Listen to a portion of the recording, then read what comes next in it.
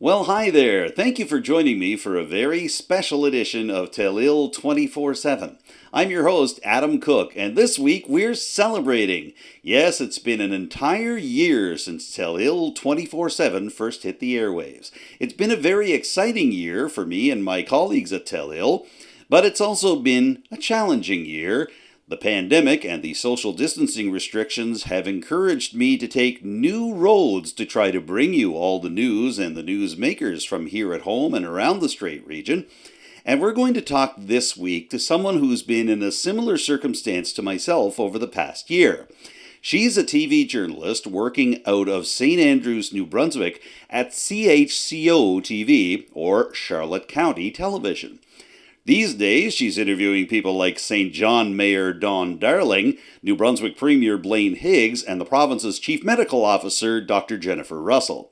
But in a previous life, Vicki Hogarth was going onto red carpets for major award shows, attending Milan Fashion Week, and interviewing the likes of Keira Knightley, Justin Timberlake, and yes, even Donald Trump. So we're going to sit down with her to ask Vicki about why she decided to leave that lifestyle behind and make her way back to her native New Brunswick to help out with community television in the southwestern portion of the province.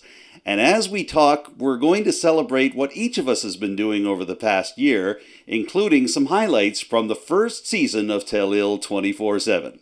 So here's that chat with my friend Vicki Hogarth right now. And I'm pleased to be joined by someone who sits in my seat, or I sit in her seat, in different parts of the Maritimes.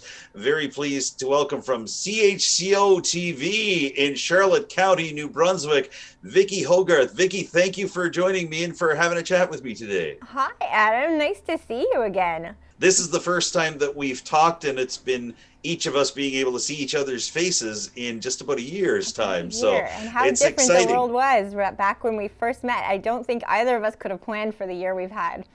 No, not even close. They don't train you to cover a pandemic when they're training you how to do your TV job.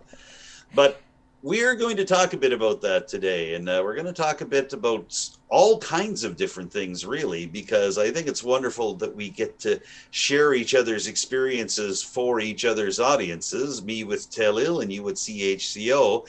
And I want to begin by asking you, what are you, Vicki Hogarth, working on right now? What are the things that are taking up your time and your energy and your enthusiasm over at CHCO these days? Well, as you probably know, Adam, New Brunswick's in a bit of a second wave right now as far as the pandemic goes. So after the holidays, we had a surge in cases. I know things are a lot more under control in Nova Scotia, but we've had a surge in cases after the holidays, and a lot of that has to do with the fact that we're also a buffer province. We've got Quebec on one side, we've got Maine below and beside. So the COVID-19 conferences have been taking up a lot more of my time. Before the holidays, they weren't as frequent, and obviously in the summer they slowed down a bit too. But we've been a part of the conferences with our Premier and Chief Medical Officer, and whenever there's a surge, there tends to be one every day or every other day. So they take up, I'd say, a good, at least a 2-hour chunk of our day, and then we reformat again for television later. So really, we're sort of at the beck and call of the province when it comes to live updates. And when we know there's one scheduled, it turns our whole day around. So I've been planning. My usual content is different. We've had to do a lot more on Zoom when there's obviously a surge in cases. It changes the rules that we have to follow in the province. Before the holidays, we were in what's called in New Brunswick the yellow phase of recovery. So you could have a larger group of people that you're able to have closer contact with. But now the zone we're in the St. John area zone, even though I'm in St. Andrews, which is a small town of about just under 2,000 people in the winter anyway. It's a summer resort town. But we are in what's called like the orange level of recovery right now. So I can't do as much in person. And I'm sure you've had the same feeling this year at different times throughout the pandemic when you're used to doing television, you're used to having people on your couch to talk to. But how's that at this point in time for you with Nova Scotia doing as well as it is? Are you able to have people in the studio? How is that working? Well, we weren't able to have people in the studio for the first 4 months of the pandemic. Telile was shut down as a building and as a television studio from mid-March to mid-July. We finally started having people back in. But I have to tell you, I go back and forth between doing the recording at my home studio right here, which is our downstairs music and rec room, to be honest with you, and also doing some of the recording in Telile at the studio. We have been able to welcome people back in. In Nova Scotia, we are still able to have as many as 10 people in the building at a time, provided that they're properly socially distanced. So we've been able to do one-on-one interviews, although obviously we're keeping 6 feet apart at our Telile desk when we do one-on-one interviews. We were actually able to have a candidates debate during the municipal elections last October for the Richmond County candidates, and we were able to bring in 10 of them, so we just made it under the wire for the actual social distancing regulations, and it worked out great. Each candidate was only able to come up one at a time. But we're doing pretty well. Port Hawkesbury, where I am settled in right now, this is where I live and where I do most of the work, is a town of roughly 3,000 people. Richmond County, which is the home of Telile Community Television, has a population circulating around 9,000. So we're able to keep going and doing our stories, but we have to do them in a safe manner. Of course, we're wearing masks when we go out, and when we're doing interviews, we have to be careful in terms of being able to follow the rules. The rules have been very, very easy to work with, all things being equal, especially when compared to New Brunswick. Because, as I say, as long as you can socially distance and keep it to 10 people in a public space, you're able to make it work out well. So we've been able to do that well at Telile Community Television. We've been able to continue with our own broadcasts of the not always daily conferences with Premier Stephen McNeil and our Chief Officer of Public Health, Dr. Robert Strang. But whenever they come up, we have a link in to broadcast them live on Telile, and I do what I can to be able to bring in medical professionals and others who have a bit of insight on not only the local pandemic, but also pandemics in the past, including SARS, the various instances in which that was a problem, and also have some thoughts on things like the rollout of vaccination programs and what have you. So we've been able to get a good variety of people coming in, and we're very pleased that we've been able to do that. Mm-hmm. So can you tell me, Vicki, I'm just curious, I want us each to talk a little bit about this. So, you've talked about the COVID updates, and obviously they're taking up a lot of your time. What are some of the programs that you're working on right now? I know you have a weekly news break that you put together in terms of stories for what's going on in St. Andrews and the surrounding area in Charlotte County.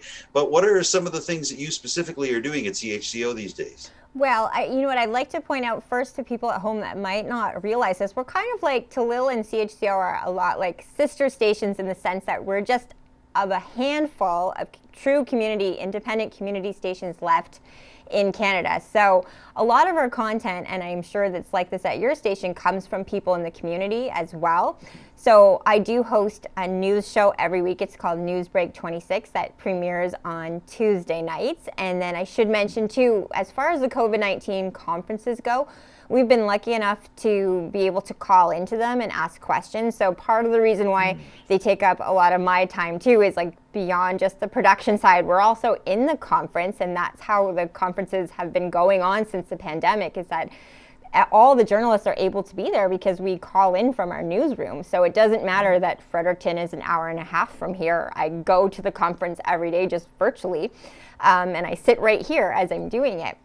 And then other than that, I have a few other shows I host called Southwest Magazine is one, and then Your Town Matters is a show I do where I get updates from municipal leaders, the mayors from the different towns in the community. And obviously, as you mentioned, it's been challenging at times. Right now, we've sort of taken a break from, I think tomorrow's the first day we're having guests back in the studio. I have a guest tomorrow, which is really exciting. That's not a Zoom guest, but we've all become pros on Zoom these days. So that's the majority of the time. And we do collaborate I'm working with the local high school on producing a show that the students are actually hosting themselves. And that's sort of what makes us a community station so truly, is that we work with people in the community who are interested in television. And while that's been a bit of a challenge during the pandemic. I've been lucky enough to find people to work with who can do it independently and communicate over things like Zoom so that we can still make products and produce shows together,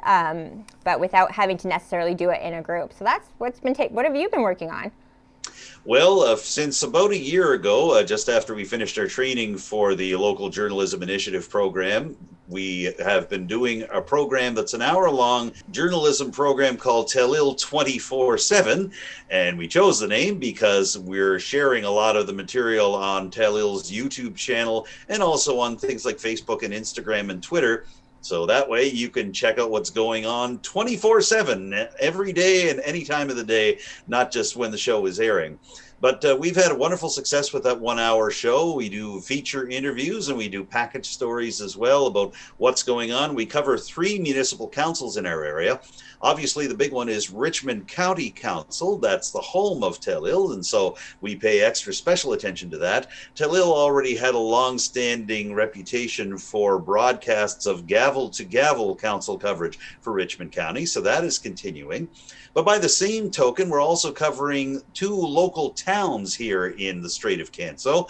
One is just tucked in on the southeastern corner of Cape Breton Island. That's the town of Port Hawkesbury.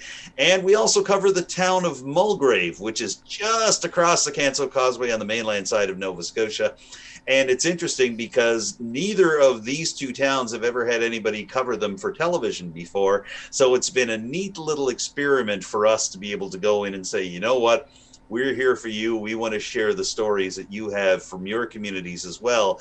And I think we all have a lot to learn from each other that way. So it's going very, very well. Just a couple of months ago, we also introduced 2 new programs here at Telile. I am hosting my first ever French language interview show in my entire lifetime. It's called Notre Côté, which is a kind of a dual meaning because if you spell Côté, C-O-T-E, the way we do, it means our side, our coast. So we're showing our side of the news in French language, but it can also be a kind of a homophone for notre comté, which is county in French. So we're also sharing our county's stories in a different language as well, too.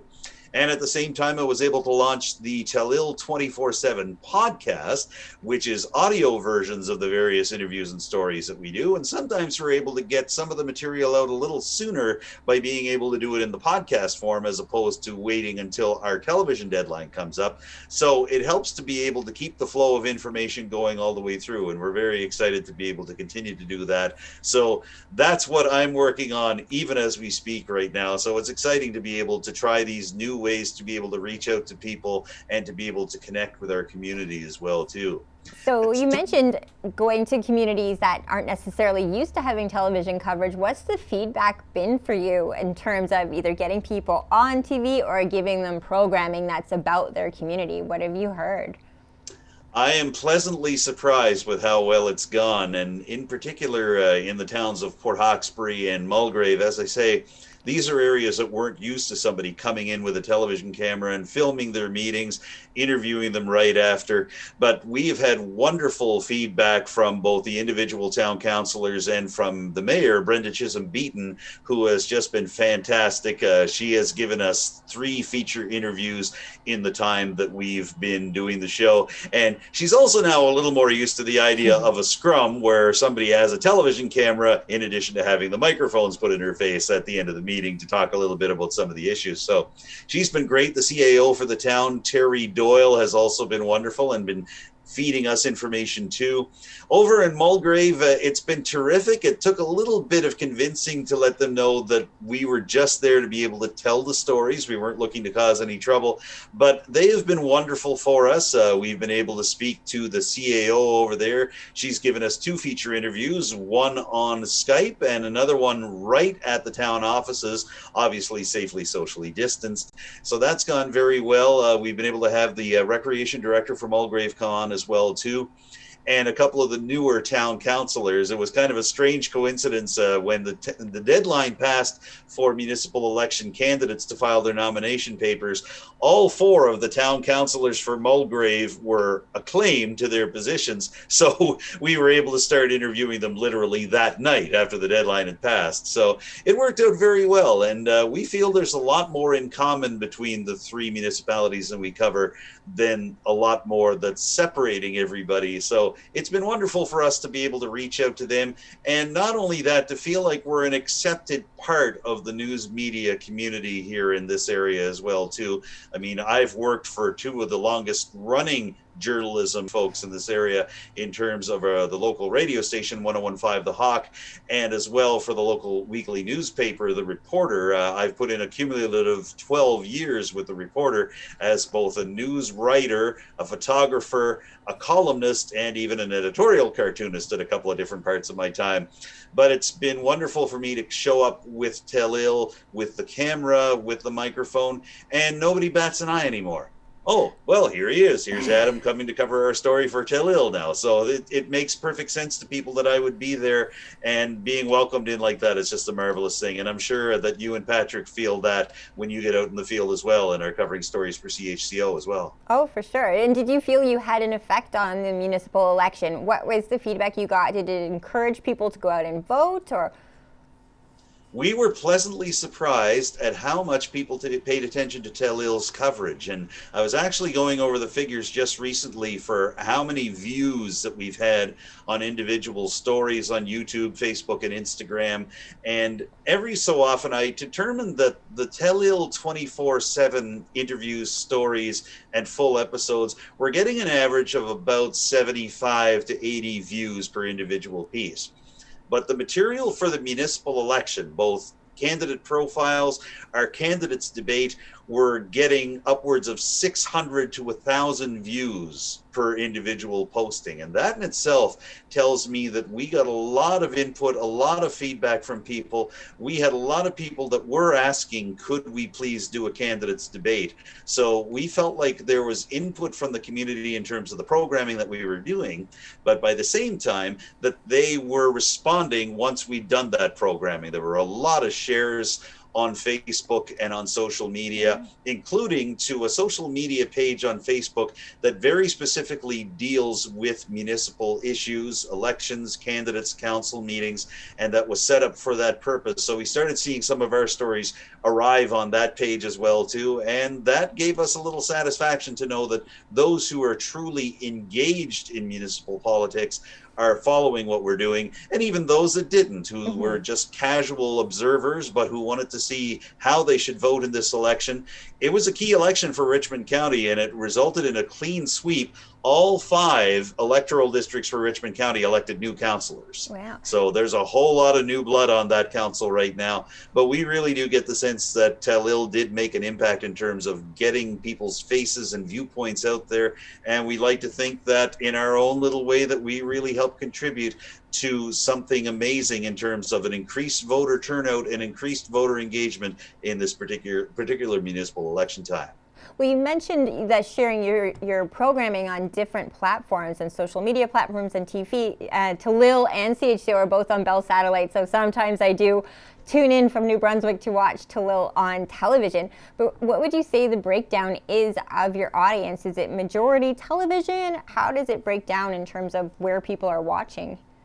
Well, it's tricky for us to tell. I will say that we do know that people are watching on television, and one of the nice surprises for me is that I will call people up for an interview, and this was happening only 3 or 4 episodes into the new show, Telile 24/7. I would call people for an interview, and I'd say, hi, I'm Adam Cooke from, I know where you're from Telile, you're doing something for Telile 24/7. And I was quite shocked that all of a sudden, we had made that impact on people, that without even going into great promotional efforts. I mean, I was just setting up a Twitter and an Instagram page for Telile itself. We already had our YouTube and our Facebook set up, but without any kind of great promotion or fanfare, people were watching and people were very enthusiastic about it. So I know there are some places where we do get solid viewership, and we do have people that are tuning in, and we've had that feedback, and it's really meant a lot to me to get that feedback. And other times, we just look at the numbers. We look at the commentary that's happening on our Facebook page. We look at people really taking things up and sharing things on our Twitter and Instagram accounts, which are brand new to us. We didn't have those before the LJI program really kicked into high gear this time last year, and I got to be a part of it all, and you got to be a part of it all as well, too. Well, maybe we should explain what that is, too. I wonder if people at home are aware of the Local Journalism Initiative. How do you describe what it is to people? Well, the short version, of course, is that we are part of a larger umbrella group that looks after community stations like yours and like Telile all the way across the country. And it's called Canadian Association of Community Television Users and Stations, or CACTUS for short. And they launched the LJI program a year ago. And of course, that stands for Local Journalism Initiative. And basically, Heritage Canada gave CACTUS funding to be able to allow community stations to hire a journalist for what is now, for me and for you, about a 14-month contract, 66 weeks. And this is happening all across the country. We have another Maritime station that's doing this program as well, too, CHNE in Cheticamp in northern Cape Breton, and Paula Diane Perez is doing a wonderful job over there. We got to know her well during our training exercise last year, this time in Quebec, and she's been doing a fantastic job. Her various reports and interviews are available on their YouTube channel as well. I should point that out. And they have a solid presence on Facebook and on Twitter too. But basically, it's allowed people like you and people like me to be able to settle into doing weekly journalism, and specifically to concentrate on civic journalism. And let's not let our viewers get too bent out of shape over what that means. That's just a fancy word for covering various levels of government. Whether it's municipal, whether it's provincial, whether it's federal. And we've had all three levels of government making regular appearances on Telile 24/7, and more recently on the podcast and on our French show, Notre Côté. So we've been able to get people from all sides of the political spectrum and all political stripes to be able to speak to us about just how government works, what happens when government doesn't work, and how people can get more involved and get more engaged. And I know you've been working hard on doing those types of things over at CHCO as well. Wondering if you can tell me and tell our Telile viewers a little more about how you've been breaking down the barriers between elected officials and the people they serve.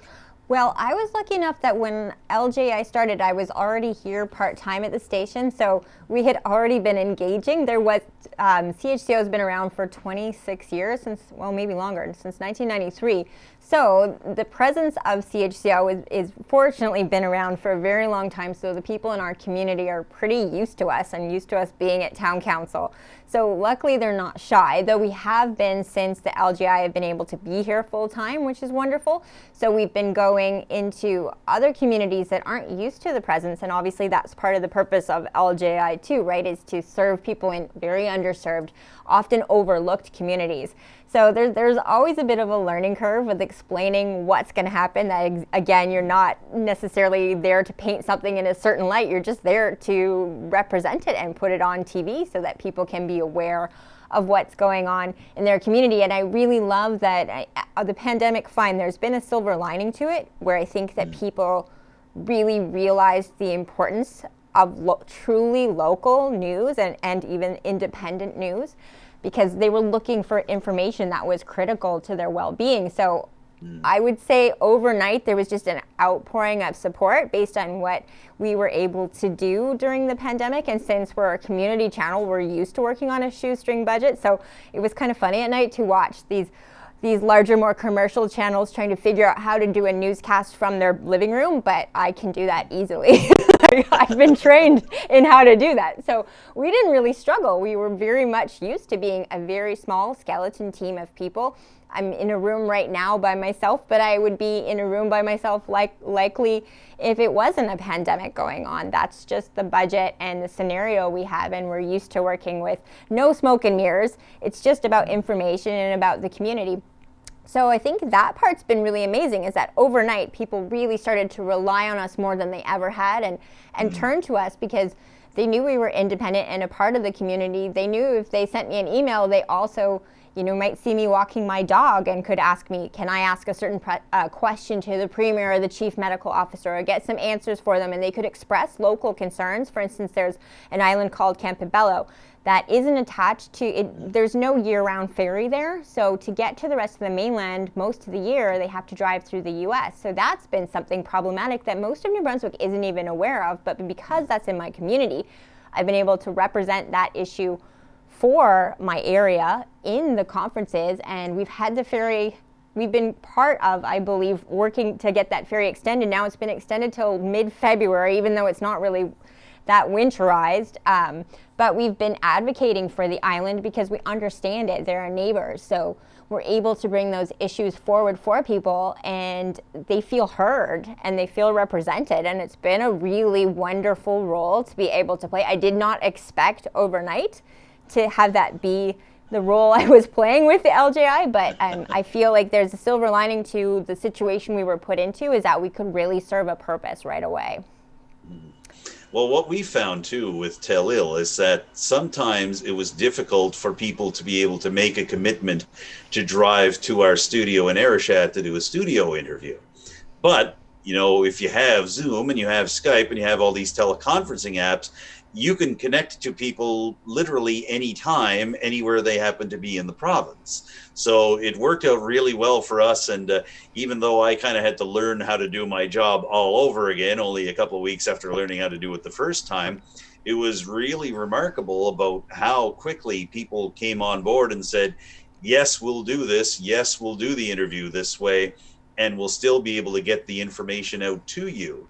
And that's helped us to really build a rapport, not only with the people that we're interviewing, but also with their audiences as well, too, because it's one thing to be able to say that we have a new show, and it's quite another thing to go to people in any part of our county, in Arishat or Petit de Gras or St. Peter's or Dundee, or to people in the towns outlying in Port Hawkesbury and Mulgrave and say, you should watch the show or you should check it out on YouTube. We have something for you. We're talking about what happens to you and how it impacts you, as opposed to just saying, here's a press conference and here's what somebody had to say. So it's really exciting for me to be able to do this. I've always wanted to be a storyteller and a broadcaster.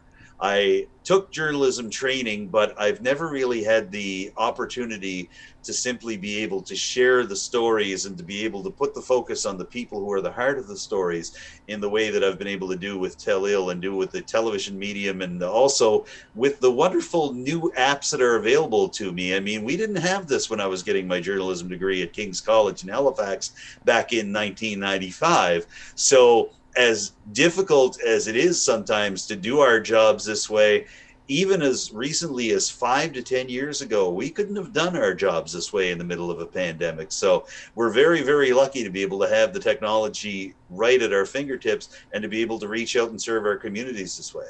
Definitely. It's definitely been a crash course in Zoom for everyone. Oh, yeah.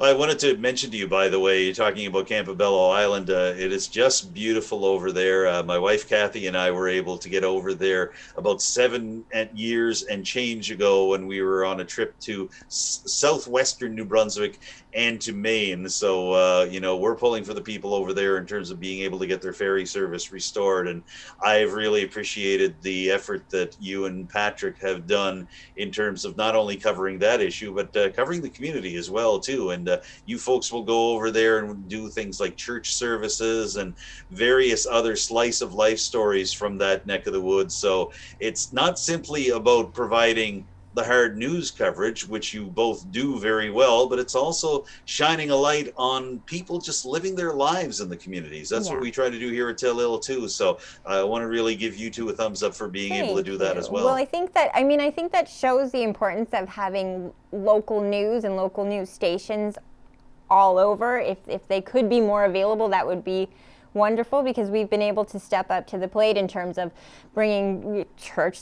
I think we do 3 different church services a week during the pandemic that we've brought onto people's televisions on Sundays. We've done high school graduations. We've done Christmas concerts on TV, and they might not be necessarily civic issues that you would expect to fall under, the umbrella of what you do, but we are very much integrated into our community. We feel a part of it. We don't just cover it. We are a piece of it.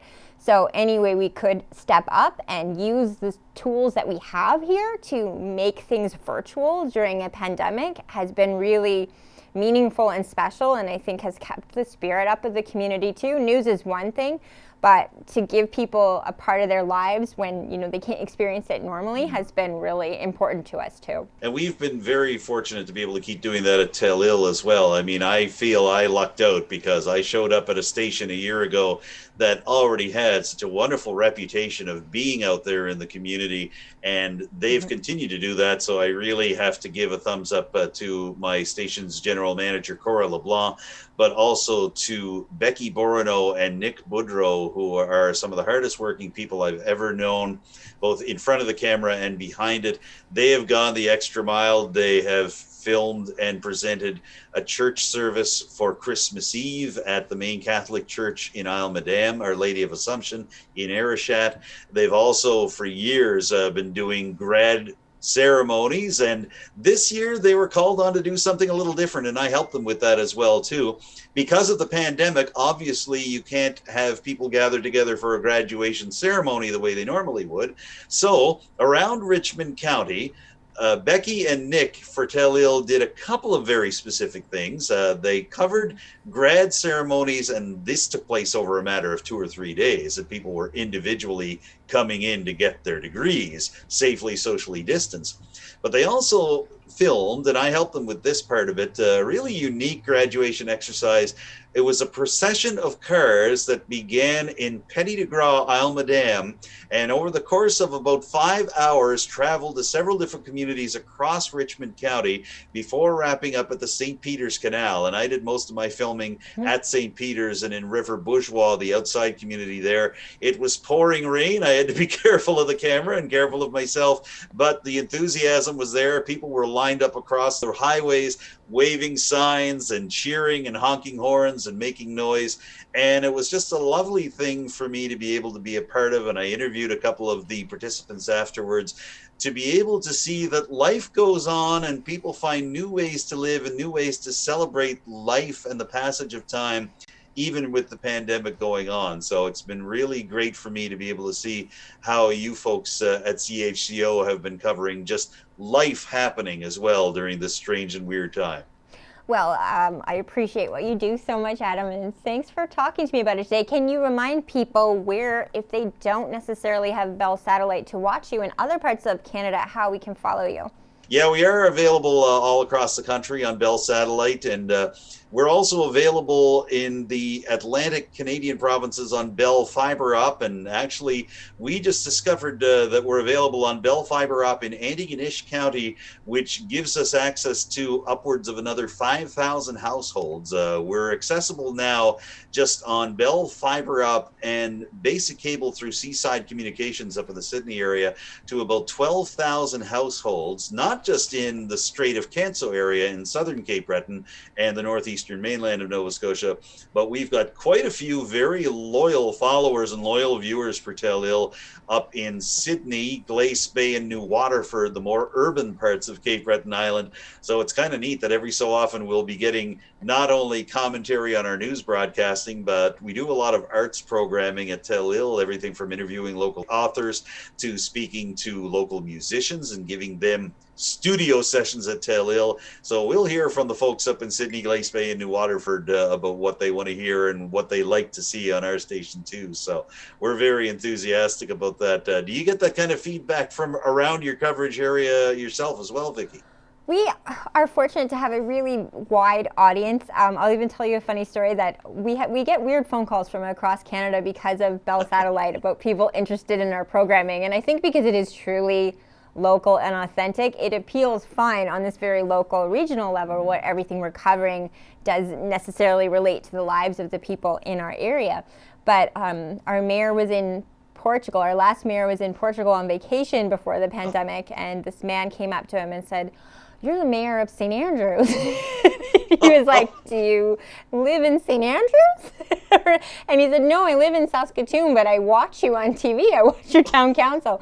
So apparently we have an audience even outside of the people we thought we were relevant to, who just enjoy watching truly authentic local content from Southwest New Brunswick. So who knew? That's marvelous. And one of the nice things about doing the LJI program for Cactus is they've developed a whole new way to be able for people to see the content that we're doing, not just on TV, not just on social media, but they actually have an entire web portal, the community media web portal, and they've got stories from us and from our LJI counterparts all across Canada. They've got them in English and French. They've also got them in video and audio only, like the podcasts that I'm doing for 24/7.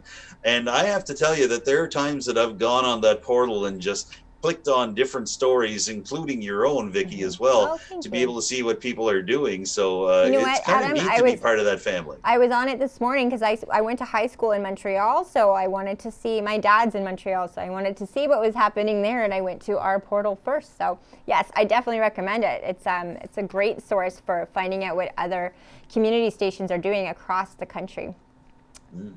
I'm just curious, Vicki, and one of the reasons I did want to do this connector chat with you is because I'm really fascinated by your story and by how you came back to New Brunswick after being around the world talking to some of the most famous people in the world. So just wondering if you can give our Telile viewers just a little bit of your backstory. Tell us where you've been and how you wound up back here. So my backstory is that I was a magazine journalist for the first, I'd say, like 18 years of my career. I went to McGill, and then my first job was at a magazine, and I was an entertainment editor. So back when magazines, now I don't think people even barely read magazines anymore, but at the time, glossy magazines were the height in my world of journalism. So I would do a lot of cover stories on celebrities. So I've been to LA to meet Justin Timberlake. I used to cover the fashion weeks. I've even interviewed Donald Trump for a men's magazine. People like Keira Knightley, actors, musicians, you name it. And I covered fashion weeks as well. So, and I think when I was younger, that was really exciting and fun, and I got to see the world and travel that way. But when you want to turn your career into something meaningful, to work on a local level and to be engaged with the community, especially an underserved one like where I am now, and it's a place I care about. My family's all from here.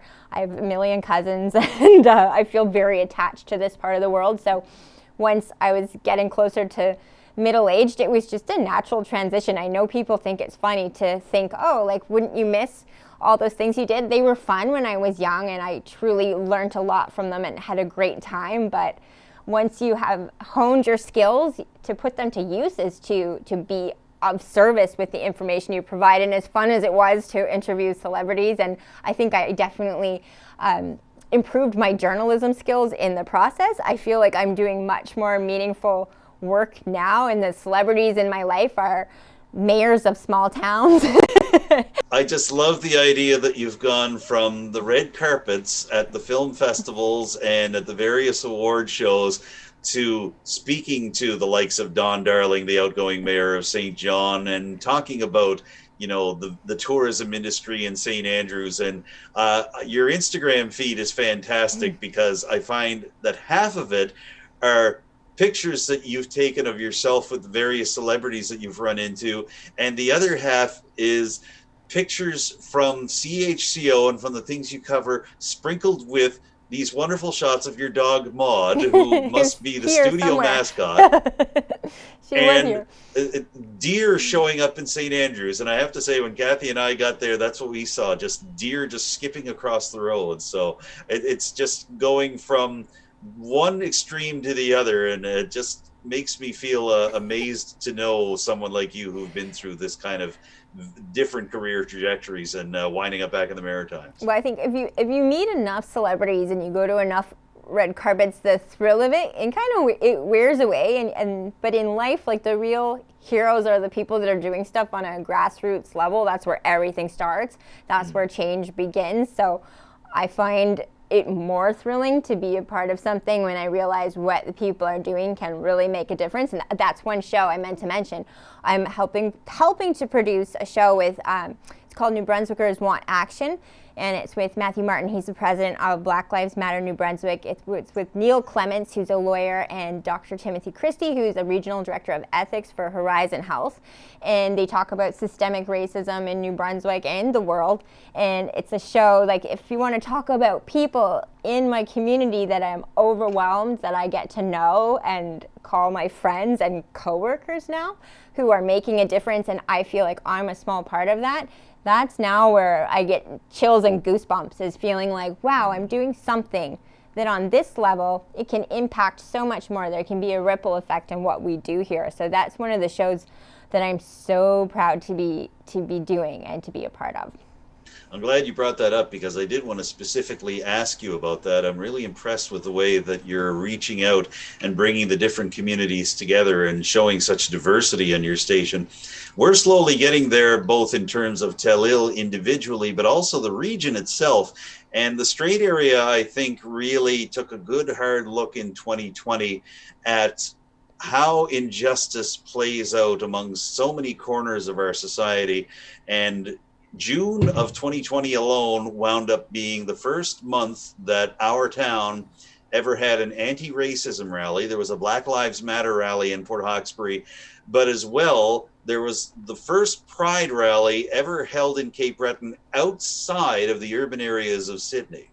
So that in itself was quite remarkable. We actually devoted an entire episode of Telile 24/7 to Pride issues, to LGBTQ issues. We even had a Pride panel that spoke quite extensively, and I was really, really excited to get their perspectives as well too.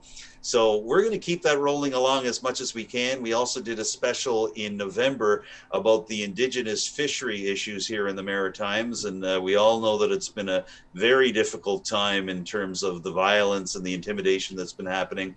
We had that happen on a scale here in Richmond County as well, when hundreds of lobster traps in a moderate livelihood fishery carried out by Budladek First Nation just outside of St. Peter's, Richmond County, were seized from the waters of St. Peter's Bay by local DFO officials. So we brought in as many people as we could. We spoke to the chief of Budladek and the CEO, and as well, we spoke to a local member of parliament about his take on how the government has been handling it. And we were also able to bring some good news from that area in terms of a local food bank opening a permanent building on the Budladek First Nation community. So we really are excited about what we've been able to do there, and we want to keep that going and show as many faces as possible.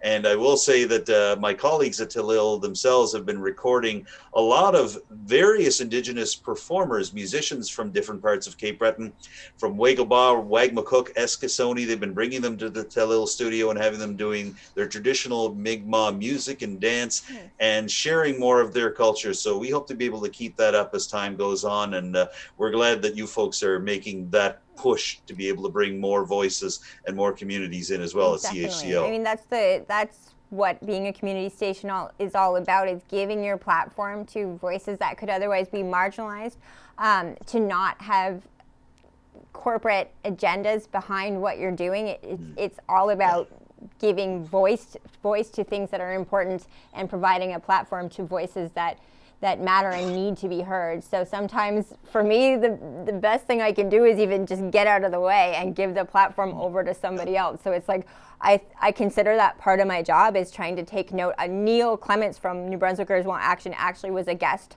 on a show I was doing.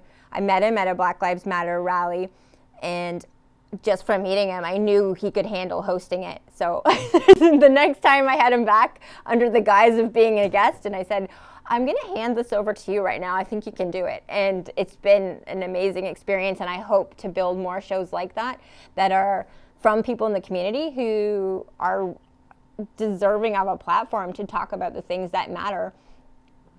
And I think you've got the right approach there, Vicki. And I mean, that is honestly what I've tried to do with all three of the shows that I'm doing here, the podcast and the TV version of Telile 24/7, and also the French show Notre Côté. And I found in particular that particular show, the French show, has really helped me to develop in terms of being able to give other people a voice, because I can't claim to speak for any of the people that I bring onto the shows. And I especially can't claim to speak for the people that I'm bringing into the French show, because let's put it this way, they've been speaking in French on television a lot longer than I have. So I try to get out of the way and let them do the talking. And I find that it's a more enriching conversation, not simply because I'm giving them the chance to speak. And obviously, as a journalist, I'm going to be asking them the difficult questions and trying to boil down what they're saying so that my audience understands the significance of what they're saying, as opposed to just having it float up into thin air. And I think we're seeing a new wave of leadership coming through in our part of Cape Breton Island as well, too. I mentioned the 5 new councillors for Richmond Municipal Council. They've got a new warden as well, too. We have a lot of people who are stepping up to the plate and saying, you know what, I'm not waiting for someone 20, 30, 50 years older than I am to hopefully make the right decision. I'm going to take the choice and get involved and be part of the decision-making process myself. So we've been very, very excited to get these people onto our shows and onto our airwaves and give them the chance to speak out. And I can see that you're enthusiastic about that happening at CHCO as well. Well, there's a silver lining in some respects to the year we've had, is that it's made people really pay attention to what's going on in the world, and I think that they see that they can be a part of that. And I'm glad that you exist. I'm glad that we exist to provide a platform for people that do want to step up and be a part of voicing the voices of their community. Yeah.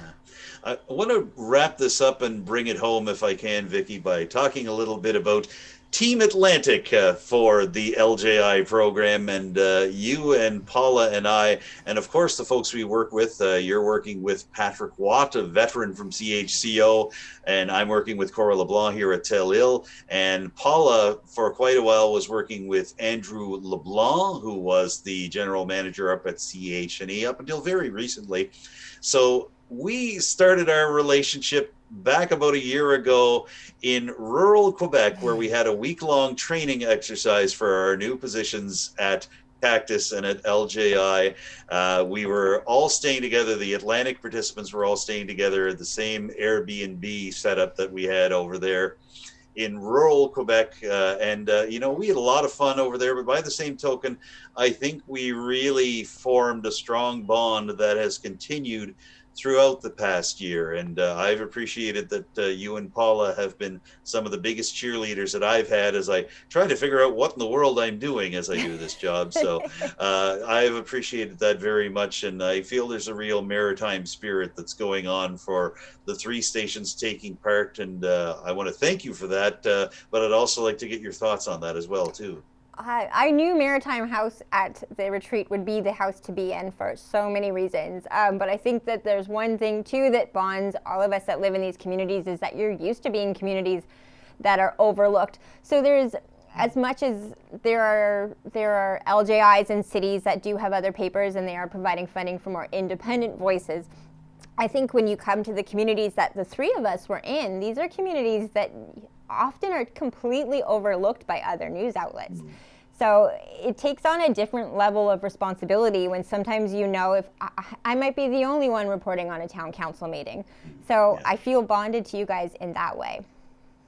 Well, I appreciate that, and I will say that I can give you the perspective that our part of Cape Breton Island is very often the forgotten part of Cape Breton Island.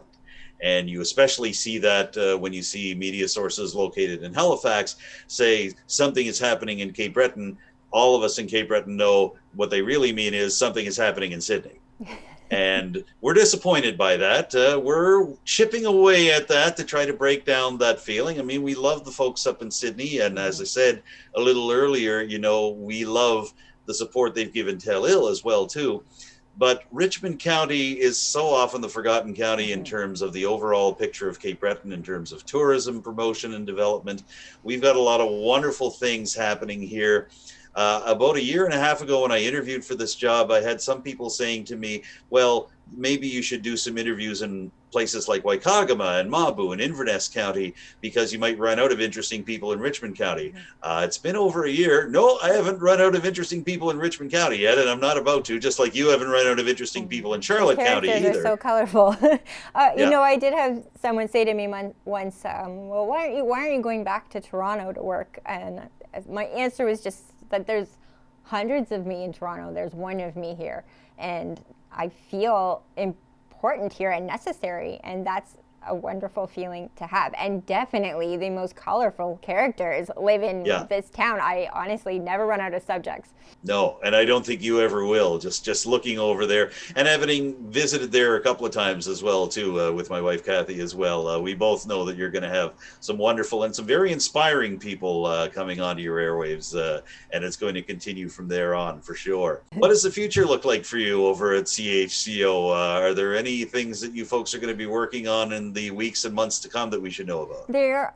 I do have some exciting news that I've been joined by another LJI journalist, Andrew Sutton, just started, and we are going to sort of divvy up some of that. He's going to be covering the region called Fundy the Isles, St. John West, and I'll be sticking to the St. Croix region of southwest New Brunswick, but it just gives us more journalism to be covered with this fund. So it's really wonderful, and I'm excited to work with him. He's already started doing stories. He's hit the ground running. So you'll have to look for his stuff on the media portal. I think he has his first feature story coming out this week. He's already helped with some news stories, but he's doing a program on housing in our region that should be out, I'm going to say Monday. Oh, that's fantastic. And I will say affordable housing is a big issue being tackled by two different municipal councils here, both Richmond and Port Hawkesbury. Matter of fact, Port Hawkesbury just reached out to its residents with an online survey about what they'd like to see in affordable housing development here in the town. So I'm glad to see that your new LJI associate is going to be working on that too. We are going to be putting a little more focus on bringing some folks in to be able to do independent pieces, and we already started that process. I mentioned our Pride episode of Telile 24/7 just a couple of moments ago, the one we did back in June, and we were very lucky to have a local LGBTQI activist, Taylor Linloff, do some independent pieces for us there, and to be able to just break down the various terms involved and the various words involved in the LGBTQI community so that our listeners and our viewers could take a look at this and say, oh, okay, that's not as complicated as I thought it was. But also to give some very interesting history about the LGBTQI movement and the Pride beginnings as well with the Stonewall riots of 1969. So we're looking forward to doing a little bit more of that. Obviously, it's difficult to train people when you're restricted in the number of people you can take into your TV studio, but we're looking forward to being able to bring more people in the community. I already had ideas for that well before the pandemic hit, and the way we look at it is that Telile is not our station. We're not 4 or 5 people demanding specific things and saying you're going to watch this and you're going to like it. We really want to hear feedback from everybody. At the end of every show I do, I give several phone numbers, email addresses, and social media outlets for people to contact with me, because I do want people to be able to tell me what they want to see in the show. And that's been one of the most gratifying things for me, is that they have been doing that. I actually was getting calls the first morning after our new French show debuted from people telling me how much they enjoyed it and how glad they were that there was French language programming in this vein on Telile. So a great relief, but also it's great to have that community connection. So we want to keep that going as long as we can. Definitely. I mean, that's one thing I will say is I know that if I do a report, I'm going to hear about it if people don't like it, because they'll see me at the grocery store.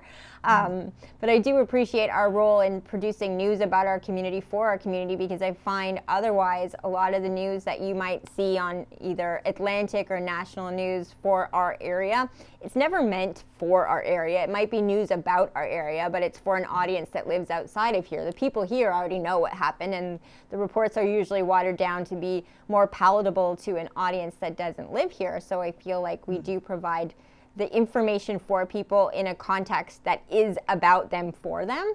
So I should stress that. And I wish there were more stations like us that exist, but I'm happy that the ones that do are finding some funding this way to keep doing what we're doing, and maybe we can serve as a model to other communities to do similar things, or maybe to the government to consider helping fund more stations like this so that Canada can have a more diverse media landscape. Because as we're finding out in this pandemic how important news is and how critical it is to our well-being, it'd be great if there were more stations doing this for their communities too, and especially in underserved places.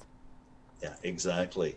Well, I can't thank you enough, Vicki, for joining me with this. I'm not sure whether I should be the one thanking you or you thanking me, or however we want to do this, because this is kind of a neat little thing that we're doing here. Could lead to more conversations like this, I might add. So, but I do want to thank you so much for giving me some time here today. It's just nice to be able to talk to you again. Yeah, and I appreciate our Atlantic LJI Facebook bubble chats too.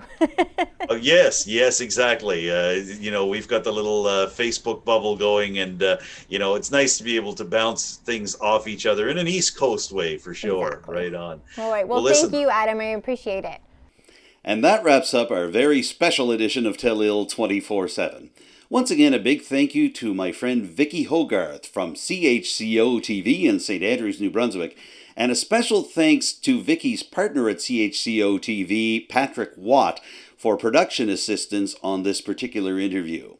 Of course, if you have any ideas for the future editions of Telile 24/7, or you'd just like to comment on what you've seen here, we'd love to hear from you. You can contact me directly. My phone number is 902-625-8863, and you can send me an email. The address is adamjrcook, Cook with an E, @gmail.com. As well, you can contact Telile Community Television directly. The station phone number is 902-226-1928.